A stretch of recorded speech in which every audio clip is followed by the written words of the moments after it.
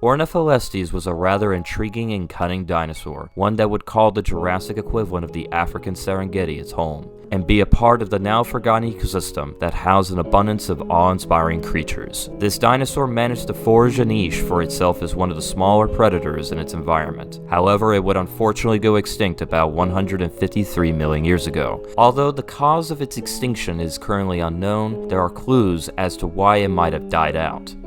Outside of the holotype, further remains of this dinosaur are rather scarce, with additional material either considered as a completely different dinosaur or having not been fully studied as of yet.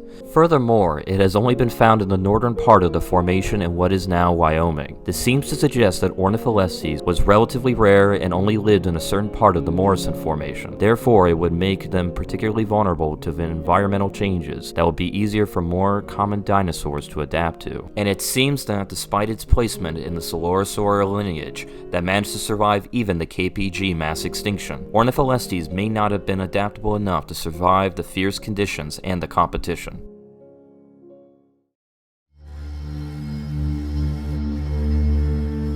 However, as the Jurassic period continued, the Coelurosaurs would persist in the age of the Carnosaurs, and then, as the Cretaceous period dawned, this lineage diversified into numerous different groups of their own. One of these groups would go on to emerge as the most fearsome and largest predators to ever live on land, those being, of course, the Tyrannosaurs.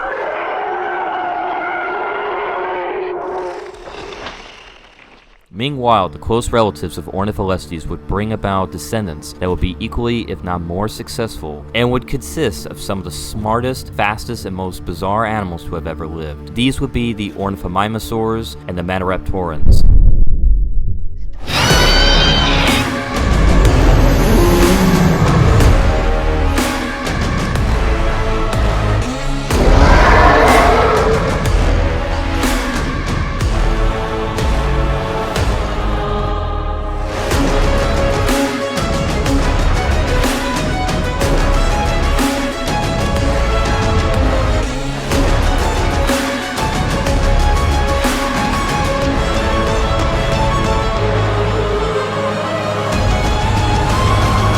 As from this lineage, their success would lead to a different group of dinosaurs known as birds. They would manage to spread to every corner of the globe and survive in even the most inhospitable places on the planet. And even though the non-avian dinosaurs would sadly perish at the very end of the Cretaceous, birds would continue their legacy, showing us how resilient life on our planet truly is.